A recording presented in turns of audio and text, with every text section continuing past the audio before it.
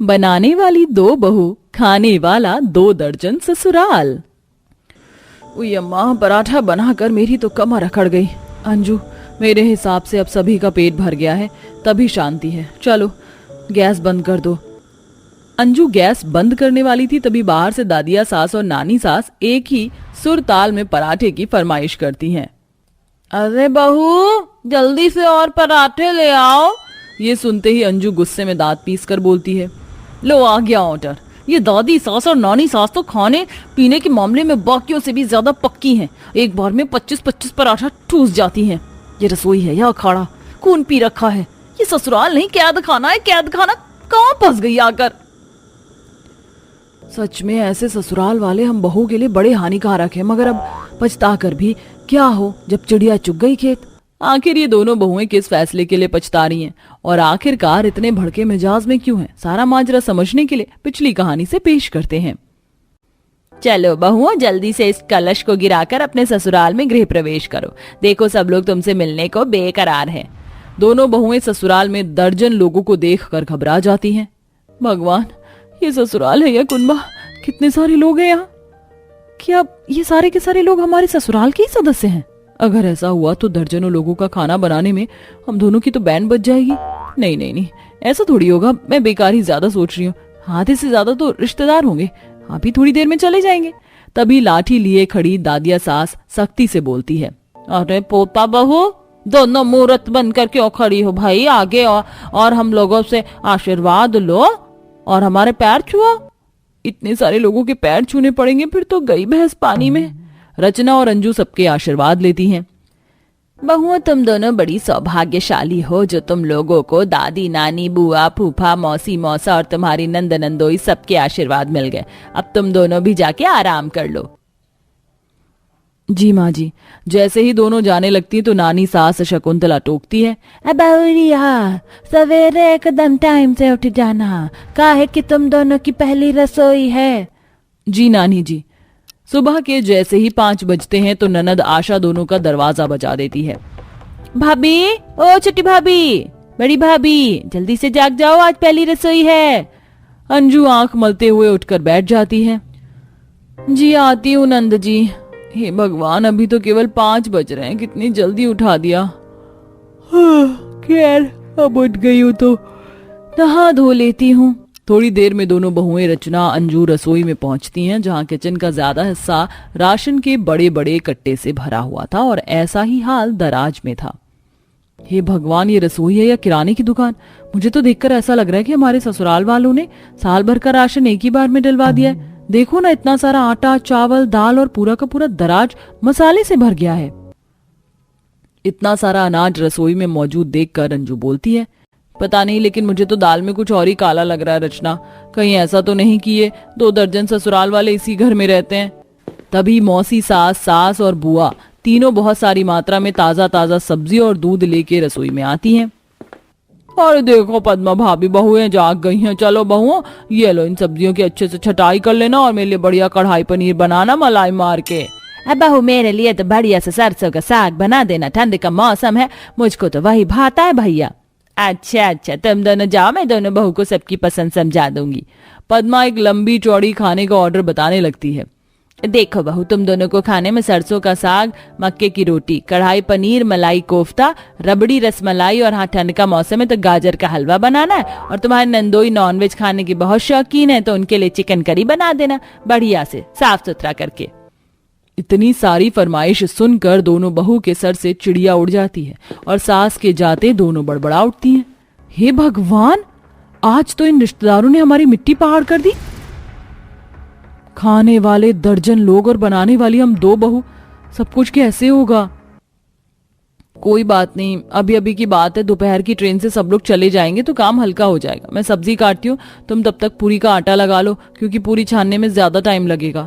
दोनों खाना बनाने की शुरुआत करती हैं, मगर 2 चूल्हा मौजूद होने के चलते काफी टाइम लगता है। तभी डाइनिंग टेबल पर बैठे दर्जनों ससुराल वाले खाने के लिए चिल्लम चिल्ली मचाने लगते हैं।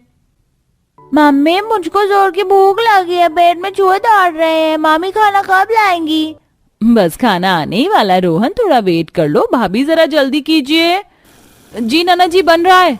महारानी बैठे बैठे ऑर्डर झाड़ रही है, ये नहीं कि रसोई में आकर हाथ बटा दूं। अंजू, 2 चूल्हे से बात नहीं बनेगी। बनाने वाली हम केवल 2 बहुएं और खाने वाले दर्जन ससुराल वाले। एक और चूल्हा बनाना पड़ेगा। मक्के की रोटी भी तो चूल्हे पर ही बनेगी। रचना इधर उधर से 4 ईंट लाकर जुगाड़ चूल्हा बनाती है और मक्के की रोटी बनाती है, जिससे पूरी रसोई में धुआं धुआं मच जाता है। लगभग 3-4 घंटे बाद दोनों सारा खाना परोसती हैं। आय राम, इस ससुराल को तो जिला घोषित कर देना चाहिए। ये 2 दर्जन ससुराल वाले डाइनिंग टेबल पर भी नहीं समा रहे हैं। अरे वाह, खाने की खुशबू तो बहुत ही अच्छी आ रही है। भाभी जी जल्दी से परोस दीजिए, मेरे मुंह से पानी आ रहा है। जी जी, ये लीजिए नंदोई जी। पूरा का पूरा ससुराल खाने पर टूट पड़ता है। ऐसे में दोनों बहुएं दौड़ दौड़ कर उन्हें परोसती भी हैं और रसोई करके बनाती भी हैं। अरे बहू, मेरे लिए खट्टे 10 पूरी ले आ। लाई लाई नानी जी, ये लीजिए। अरे पोता बहू, मैंने तुझसे कढ़ाई पनीर की सब्जी मंगवाई थी, अभी तक नहीं आई। लाती हूँ दादी जी। अरे बहू, आते वक्त मेरे लिए थोड़ी रसमलाई और ले आना। जी फूफा जी। हे भगवान, कैसे पेटू लोगों से पाला पड़ा, मैं तो रेल बनाकर रख दिए। इस तरह पहले ही 2 दिन बहू के 2 दर्जन ससुराल वालों को बनाकर खिलाने में शामत आ जाती है। मगर समस्या केवल यही नहीं थी। खाने के बाद पूरा रसोई जूठे बर्तनों से भर जाता है। आज तो अच्छी खासी वाट लग गई इस 2 दर्जन टब्बर को खिलाने में। ऊपर से पानी इतना ठंडा है, बर्तन धोने में नानी याद आ रही है। बस ये लोग यहाँ से दफा हो, बला टले। दोनों आपस में बात कर रही होती हैं, तभी मौसी सास ठंड में हाथ मलते हुए चाय बनाने की फरमाइश लेके आती है। अरे बहू, तूने न बर्तन मांज लिए हो तो जल्दी से सबके लिए चाय चढ़ा दो और थोड़े पकौड़े बना लेना। पकौड़े की फरमाइश सुनकर अंजू का पारा चढ़ जाता है और वो पिनकते अंदाज में बोलती है, मौसी जी, अभी तो आप लोगों ने भर भर कर खाना खाया, पहले खाना तो हजम कर लीजिए। अरे बहू, हमारी चिंता मत कर, वो तो तू जब तक चाय बनाएगी खाना हजम हो जाएगा। मेरे लिए पालक प्याज के पकौड़े बनाना और थोड़ा तीखा पकौड़ा बनाना। चिंता मत कीजिए मौसी जी, इतना तीखा पकौड़ा बनाऊंगी कि आपके कानों से धुआं निकल आएगा। बहू, तूने कुछ कहा क्या? जी मौसी जी, वो मैं पूछ रही थी कि आप लोग शाम की ट्रेन से जाने वाले हैं क्या, तो सफर के लिए खाना बना देती। अरे बहू, अभी तो हम 1-2 महीने यहीं ठहरेंगे, तुझसे अच्छे तरीके से खातिर भाव करवा कर ही जाएंगे। ये सुनकर दोनों बहू का मुंह लटक जाता है। दोनों थक कर चूर होकर चिड़चिड़ी मिजाज में सबके लिए चाय और पकौड़ी तैयार करके परोस देती हैं। अरे कैसी चाय बनाई है बहू, पूरी की पूरी शरबत है, इतनी मीठी बेलूड़ी कहीं की, कल से गलती नहीं होनी चाहिए। जी नानी जी, नहीं होगी। वो आज से पहले हमने 2 दर्जन लोगों के लिए एक साथ चाय नहीं बनाई ना, इसीलिए हमें चीनी का अंदाजा नहीं था, अब हो गया। इसी तरह दोनों बहुओं के लिए रोज रोज का सिलसिला हो जाता है। 2 दर्जन ससुराल के लिए 3 टाइम का खाना बनाकर खिलाना, बर्तन साफ करना दोनों के लिए भारी होने लगता है। वहीं सारा दिन खाकर बिस्तर में पड़े रहने से ससुराल वालों को भी कब्ज और गैस की समस्या बनने लगती है, लेकिन इसके बावजूद उनका खाना कम नहीं होता। हे भगवान, एकदम बंधुआ मजदूर जैसी जिंदगी हो गई है हम दोनों बहुओं की। सारा दिन बावर्ची खाने में निकल जाता है। ये दुख काहे खत्म नहीं होता, होने वाला भी नहीं है। पता नहीं आज क्या फरमाइश देने वाले हैं। दोनों नींद से भरी आंखें लेके सबके पास आती हैं। आप सब लोग बता दीजिए खाने में क्या खाएंगे। वैसे डेली तो तेल मसाले वाला तला भुना खाना बनता है, हम सोच रहे थे आज सबके लिए दाल चावल भुजिया बना दें। ये सुनकर फूफा ससुर फुसकी पाद मारते हुए फरमाइश करते हैं। पेट में गैस बन जाता है ससुरा, अब जाके हल्का हुआ। अरे बहू, आज मौसम कितना सुहाना है, आलू के पराठे बना लो। ठंड के मौसम में पराठा नहीं खाया तो क्या खाया। जी फूफा जी, तोंद की चर्बी निकली जा रही है मगर पराठे ही ठूसने हैं, खून पी लो हमारा। दोनों एक बार फिर खुंदक भरा चेहरा लेकर रसोई में लौटकर पराठे बनाने लगती हैं। क्या दोनों बहुओं की दर्जनों सदस्य वाले ससुराल में दशा कभी सुधरेगी या नहीं? अरे बहू, जल्दी से पराठे ले आ। जी जी, लाई ससुर जी। जल्दबाजी के चक्कर में रचना का हाथ जल जाता है, जिससे अंजू भड़क जाती है और ससुराल वालों को सुना डालती है। कैसे दानव लोग हैं आप सब। अरे थोड़ा सा भी तरस नहीं आता। आपकी जल्दी के चक्कर में रचना का हाथ बुरी तरह से जल गया। थोड़ा भी सब्र नहीं है किसी को। अरे हम बनाने वाली 2 और खाने वाले दर्जनों लोग हैं। अंजू को गुस्से में भड़का देखकर ससुराल वालों को उनकी परेशानी समझ आती है। बहू, हमें क्षमा कर दो, हमने तुम दोनों पर ज्यादा ही काम डाल दिया, मगर अब हम सब औरतें मिलकर तुम्हारा हाथ बटाएंगी। इस तरह अंत में दोनों बहुओं की समस्या खत्म हो जाती है और धीरे धीरे रिश्तेदारों की भीड़ भी कम हो जाती है। अब तो कल तेरी भी शादी हो जाएगी। वैसे मेहंदी तो तेरी बहुत अच्छी लग रही है। मैंने सुना है कि तेरा ससुराल बहुत अमीर है और तेरा ससुराल 1000 बीघा में फैला है। बिल्कुल सही सुना है तूने। अब तो मैं अपने 1000 बीघा ससुराल में राज करूंगी। मेरे तो सारे सपने पूरे हो गए। काश कि मेरे माँ बाप ने भी मेरी शादी अब करवाई होती तो मैं भी किसी अमीर ससुराल में जाती। पर किस्मत देखो, आज मेरा 5 साल का बेटा भी है। मेरी तो किस्मत ही खराब निकली। मायका भी गरीब, ससुराल भी गरीब। राधिका की खुशी देखकर निशा कहीं न कहीं अपनी ही दोस्त से जलने लगती है। अगले ही दिन राधिका की शादी हो जाती है और दोनों ही सहेलियां अपने अपने ससुराल चली जाती हैं। जहां अब भी निशा छोटे से किचन में खाना बनाते हुए अपनी सहेली के 1000 बीघा में फैले ससुराल के बारे में सोचती है। कितनी ठंड हो रही है, एक तो ठंड, ऊपर से इतना छोटा घर।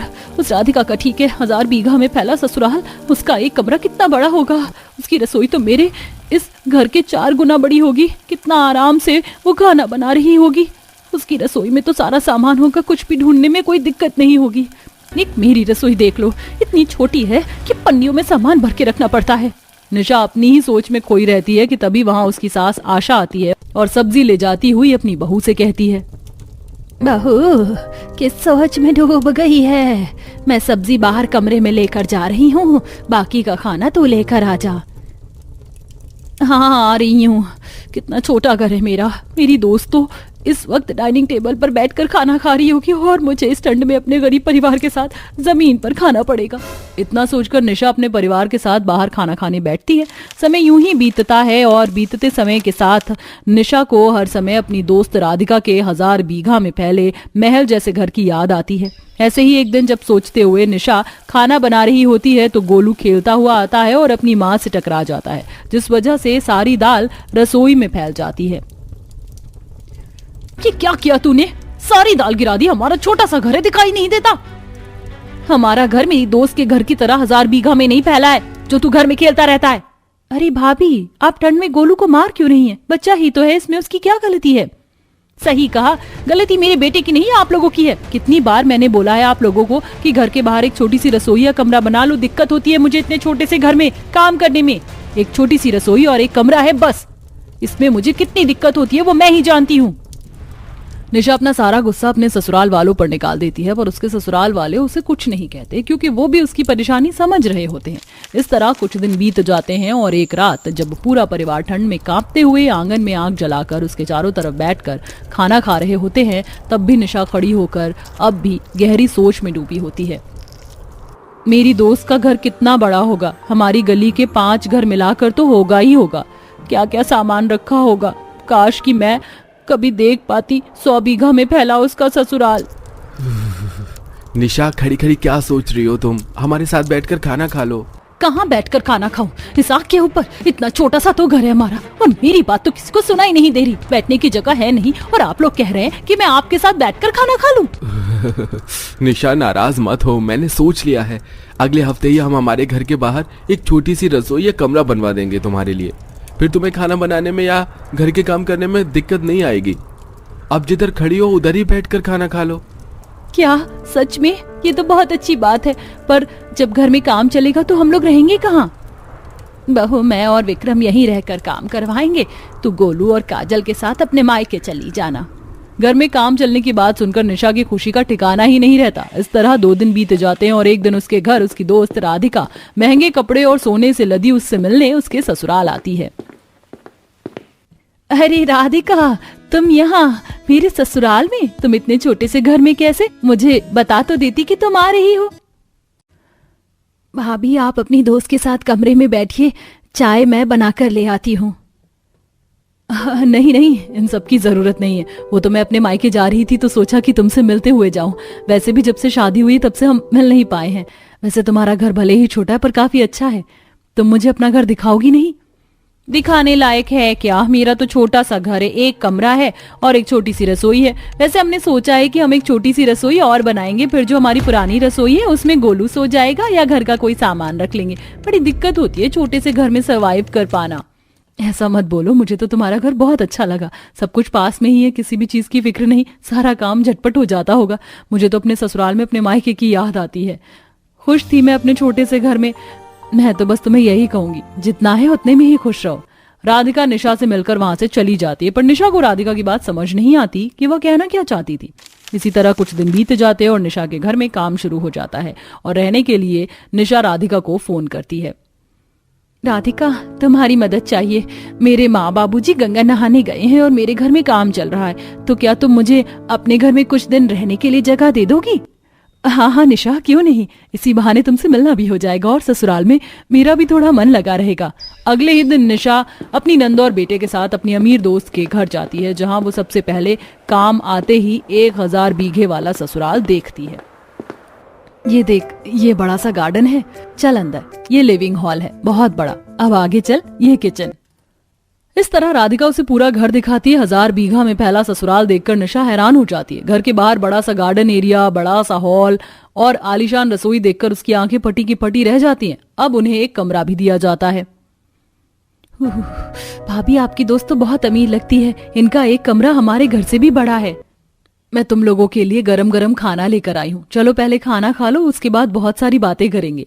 इतना बोलकर जैसे ही राधिका निशा को खाना देती है, तभी वहां उसकी सास आ जाती है और अपनी बहू पर चिल्लाने लगती है। बहू, माना कि तेरी दोस्त आई है, पर इसका मतलब ये नहीं कि तू बाकी के काम छोड़ देगी। मैंने तुझसे चाय मांगी थी, अब तक चाय नहीं बनी और अभी मैं रसोई देख कर आ रही हूँ, तूने रसोई भी सही से साफ नहीं करी। भूल जाती है क्या कि 1000 बीघा में फैला ससुराल है तेरा? अगर एक दिन भी सफाई छोड़ेगी ना तो तेरा ही काम बढ़ेगा। और इस ठंड में समय पर काम करना सीख। राधिका अपनी दोस्त से मिल भी नहीं पाती और अपनी सास की डांट खाकर रसोई में जाती है और रसोई की सफाई करती है। इसी तरह 2 दिन बीत जाते हैं और अगले दिन निशा राधिका के पूरे परिवार के साथ डाइनिंग टेबल पर बैठकर नाश्ते का इंतजार कर रही होती है। और जैसे ही राधिका ट्रॉली से खाना लेकर आती है, करिश्मा अपनी भाभी से कहती है, भाभी, आप जानती हैं ना, ठंड में मुझसे ठंडा खाना नहीं खाया जाता है, फिर भी आप रोज ठंडा खाना ही लेकर आती हैं। सच में राधिका, तुम्हारे घर के कामों में बिल्कुल ध्यान नहीं रहता। 1000 बीघा का ससुराल ऐसे ही नहीं संभाला जाता। अब जल्दी से खाना गर्म करके लाओ। पर मैंने खाना अभी अभी बनाया है और खाना अगर लाते हुए ठंडा हो गया तो इसमें मेरी क्या गलती है? इस घर के एक कोने में रसोई है और दूसरे में डाइनिंग हॉल है। बहू, ये सब तो बस बहाना है। अगर तू बनाने के साथ स्पीड से चलकर खाना ढक कर लाए तो खाना ठंडा ही ना हो। ठीक है माँ जी। रुक राधिका, मैं भी चलती हूँ, इसी बहाने तेरी रसोई देख लूंगी।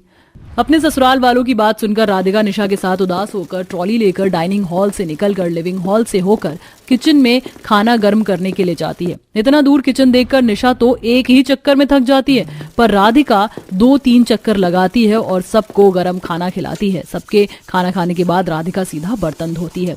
वाह बहू, बर्तन तो तू धोने बैठ गई, पर गार्डन साफ करना है। आज तुझे याद है ना, बर्तन धोकर उसे साफ कर दियो। ठीक है माँ जी। तुझे गार्डन भी साफ करना है, पर वो तो बहुत बड़ा है। अब क्या करूं, करना भी तो मुझे ही है। मैं तेरी मदद करवा दूंगी। अब निशा राधिका के साथ बर्तन धोने के बाद गार्डन में जाती है और सफाई करवाती है, पर वो थोड़ी देर में ही थक जाती है। राधिका, मैं तो थक गई, तू ये सब कैसे करती है? अब मुझे तेरी बात समझ में आई। क्या कहना चाहती थी तुम उस दिन जब तुम मेरे घर आई थी?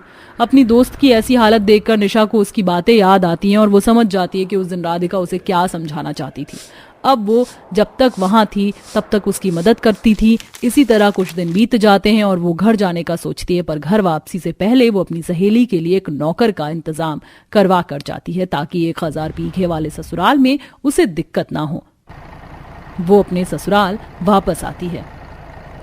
माँ जी, मुझे नहीं चाहिए बड़ा घर। मैं अपने छोटे घर में ही खुश हूँ, क्योंकि मुझे समझ आ चुका है इंसान के पास चीज जितनी हो इंसान को उतने में ही खुश रहना चाहिए। अक्सर ज्यादा चीज भी मुसीबत का कारण बन जाती है। पर बहू, तुझे अलग रसोई चाहिए थी ना, ये अलग रसोई बन गई है तो इसमें खाना बनाना। पुरानी वाली को राजू का कमरा बना देंगे। अब खुश? बहुत खुश।